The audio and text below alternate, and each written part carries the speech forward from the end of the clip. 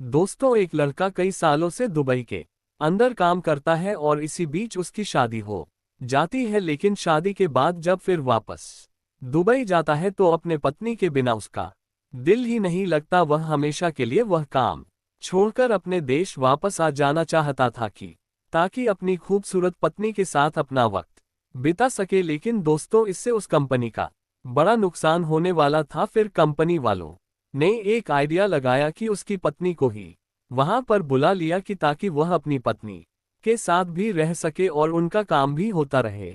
लेकिन दोस्तों, कहते हैं कि आप कितना भी पैसा कमाओ लेकिन कभी भी अपनी पत्नी को दुबई में या गल्फ कंट्री में लेकर नहीं जाना चाहिए, क्योंकि वह वहां पर सुरक्षित नहीं रह पाती है। दोस्तों, ये बात उसे भी इस बात का हमेशा डर लगा रहता था। और एक दिन जब उसके मालिक की नज़र उसके पत्नी पर पड़ती है तो दोस्तों वह उसका दीवाना हो जाता है बहुत ही रोचक कहानी, बहुत अद्भुत कहानी है। दोस्तों, आइए जानते हैं पूरी कहानी इस वीडियो में। लेकिन वीडियो में आगे बढ़ने से पहले बस वही रिक्वेस्ट, क्या आप वीडियो को लाइक कर दीजिए, चैनल को भी सब्सक्राइब कर लीजिए ताकि मेरा हौसला बढ़ता रहे। दोस्तों, ये कहानी है उत्तर प्रदेश के जौनपुर की। एक लड़का जिसका नाम सुनील होता है, 2003 से वह दुबई में बतौर इलेक्ट्रिशियन काम करता था। वह बहुत ही अच्छा इलेक्ट्रिशियन होता है।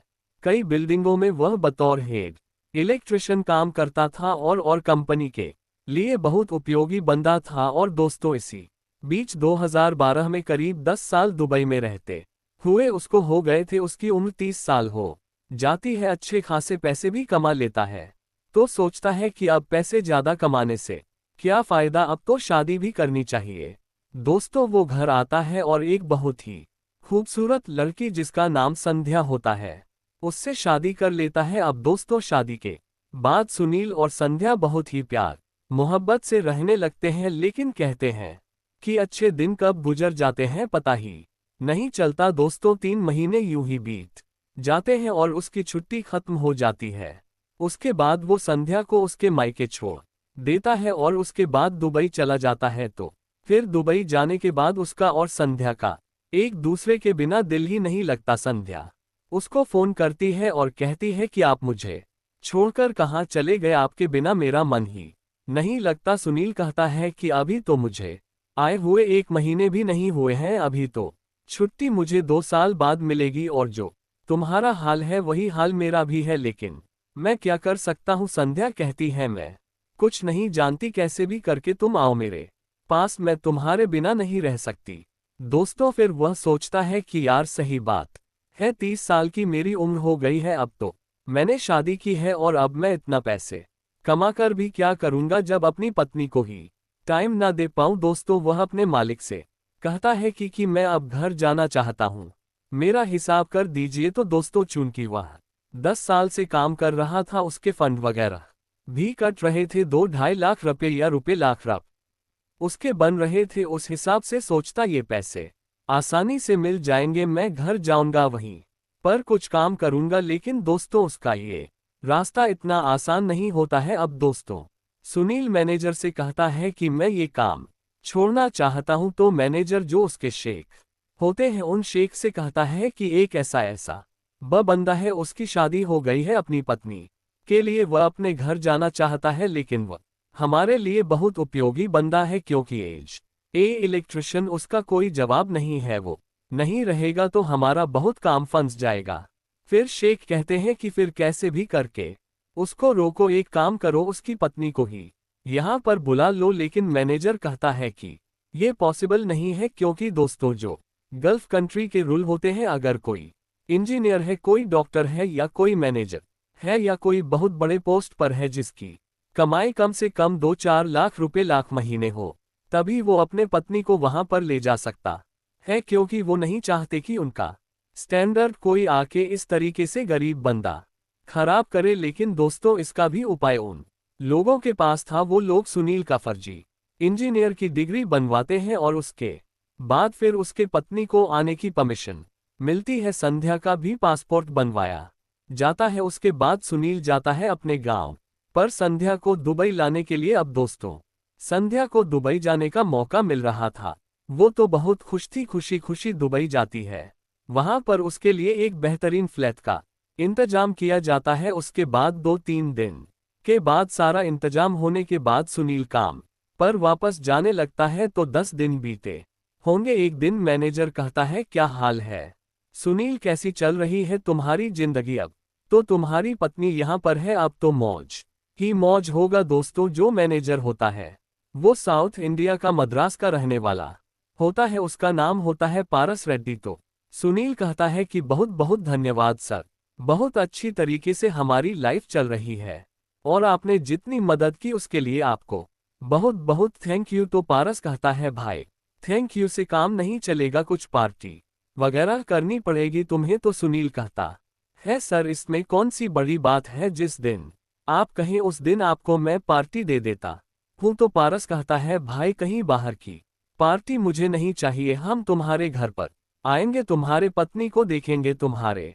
पत्नी के हाथों का बना खाना खाएंगे। अब दोस्तों, जब सुनील यह बात सुनता है तो डर जाता है, क्योंकि उसने सुना था कि कोई भी अपनी पत्नी लेकर वहां पर जाता है तो उसको वहां के शेख वगैरह हड़प लेते हैं, उनके साथ बहुत गलत काम होता है। तो वह भी घबरा जाता है। वह बोलता है कि सर क्या घर पर आएंगे, कहीं बाहर ही आपको पार्टी दे देंगे, कहीं भी आप कह। वो बोलता है, नहीं तुम्हारे घर पर ही आएंगे, और तुम बाहर क्या पार्टी दोगे, बाहर तो हम रोज ही खाते हैं। अब दोस्तों कहता है, ठीक है सर, किस दिन आप आएंगे? तो पारस कहता है, शुक्रवार के दिन छुट्टी रहती है, उसी दिन आएंगे। दोस्तों, शुक्रवार का दिन आता है।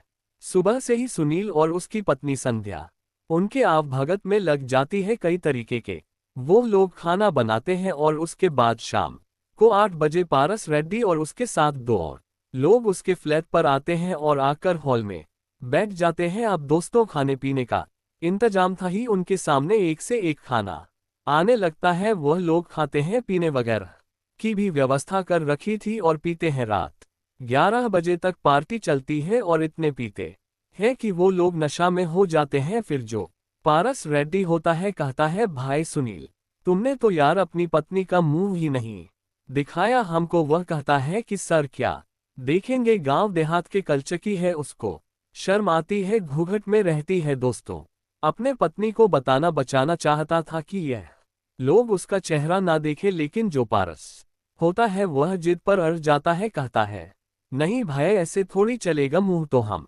देखकर ही जाएंगे। अब दोस्तों, चूंकि वो मैनेजर था, उसका मालिक था और 2 लोग थे, वह भी बड़े लोग थे, तो वह हार मानकर जाता है और संध्या से कहता है कि चलो तुम्हारा चेहरा देखेंगे। दोस्तों, वह आती है, उनके सामने खड़ी हो जाती आती है। जब पारस देखता है, देखता ही रह जाता है। कहता, बहुत खूबसूरत पत्नी है तुम्हारी, काश ऐसी मेरी भी होती।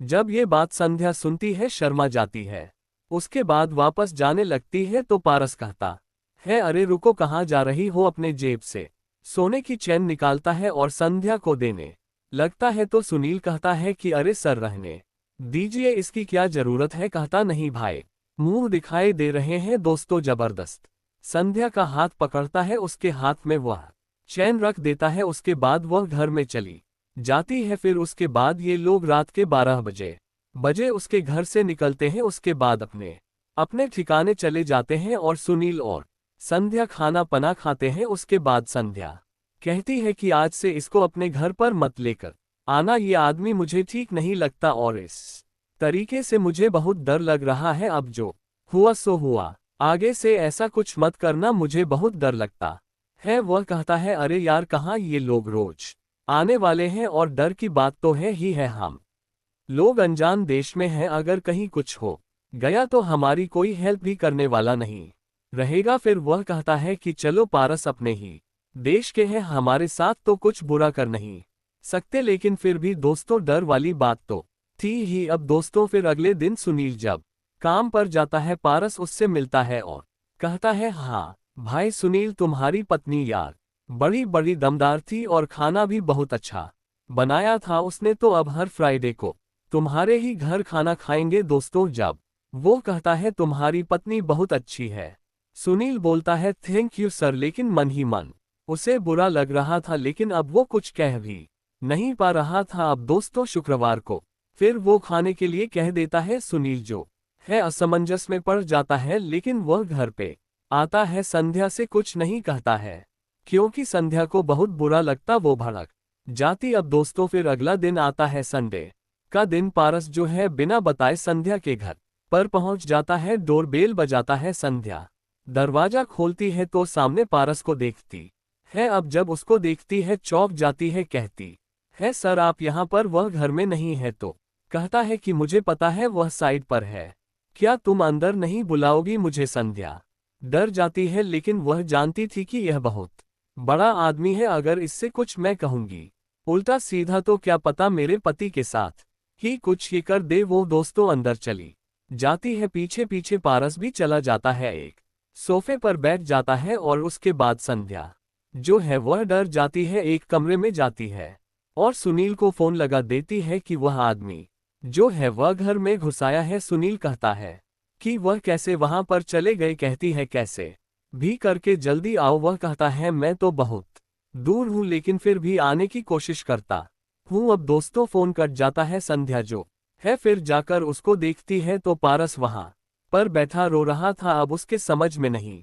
आता, वह हैरान रह जाती है कि यहाँ पर बैठ के रो क्यों रहा है। वह उससे कुछ पूछती भी नहीं क्योंकि वह तो डरी रहती है। दोस्तों 1 घंटा वहीं पर बैठकर रो रहा था, तब तक जो है वहां पर सुनील आ जाता है। तो सुनील जब उसको रोता हुआ देखता है, संध्या कहती है जब से आए हैं तब से ऐसे ही रो रहे हैं। वह जाकर पूछता है कि सर क्या हुआ आपको, आप रो क्यों रहे हैं। तो दोस्तों और जोर से रोने लगता है। फिर वह पूछता है सर आप यहाँ आकर क्यों रो रहे हैं, क्या बात है। तो दोस्तों अपनी कहानी बताता है, बोलता है सुनील मेरी भी यार तुम्हारे पत्नी की तरह एक पत्नी थी, लेकिन उसने जो है दूसरी शादी कर ली क्योंकि मैं पैसों के पीछे भागता रहा। वह बार बार मुझे फोन करती रही कि तुम आ जाओ, तुम्हारे बिना मेरा मन नहीं लगता, मेरा दिल नहीं लगता। लेकिन मैंने पत्नी के बजाय पैसों को दी और उसने दूसरी शादी कर ली। तो आज मेरे पास करोड़ों रुपए हैं, लाखों रुपए महीने कमाता हूं, लेकिन आज मेरी जिंदगी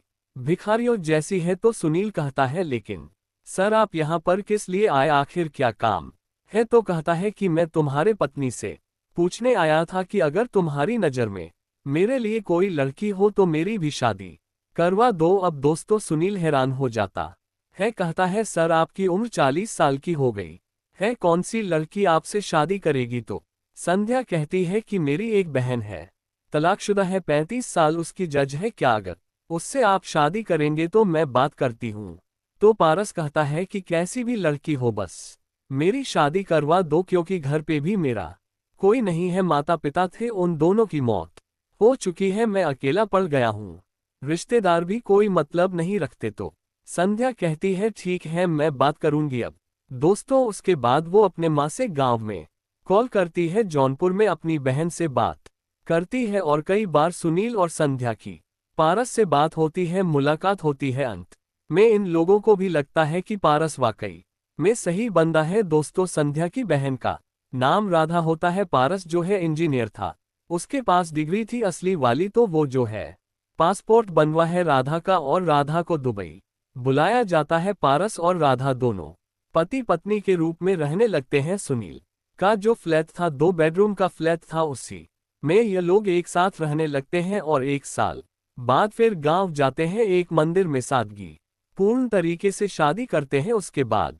फिर दुबई में आ जाते हैं और एक साथ बहुत शानदार तरीके से रहने लगते हैं। दोस्तों 10 साल वो लोग एक साथ रहते हैं। पारस वाकई में बहुत अच्छा आदमी था, बहुत सारे पैसे थे उसके पास। उसके बाद पारस ने उन लोगों को कई देश की शहर कराई, 10 साल बहुत आराम से रहे। इस बीच पारस और राधा के 2 बच्चे हुए, संध्या और सुनील के भी 2 बच्चे हुए। सारे लोग दुबई में ही रहते थे। अब दोस्तों सब कुछ ठीक चल रहा था, लेकिन 2023 में 50 साल की उम्र में पारस रेड्डी की हार्ट अटैक से मौत हो जाती है। उसके मौत के बाद पूरा परिवार सदमे में डूब जाता है, सारे लोगों का रो रोकर बुरा हाल हो जाता है। उसके बाद किसी का दुबई में दिल ही नहीं लगता और सुनील वहां से सबको लेकर घर चला आता है। जो राधा थी उसकी पत्नी थी, मद्रास जाती है, उसके घर पर कुछ दिन रहती है, लेकिन उसका वहां पर भी मन नहीं लगता। अंत में जो वहां पर उसकी प्रॉपर्टी थी थोड़ी बहुत उसको वह बेच देती है और जो भी उसके खाते में पैसे वगैरह थे पारस रेड्डी के, क्योंकि पहले से पता था कि उसको दिल की बीमारी है, तो उसने सारा कुछ राधा के नाम कर रखा था दोस्तों। आज तो उनके पास पैसों की कमी नहीं है, लेकिन पारस रेड्डी की कमी उन्हें जिंदगी भर खलती रहेगी। वह लोग उसे बहुत याद करते हैं। तो दोस्तों, ये रही कहानी। आप लोगों को कैसी लगी कमेंट करके जरूर बताएं, और अच्छी लगी हो तो वीडियो को लाइक नहीं किया तो लाइक कर दीजिए, चैनल को सब्सक्राइब कर लीजिए। फिर मिलेंगे अगले वीडियो में, तब तक के लिए जय हिंद।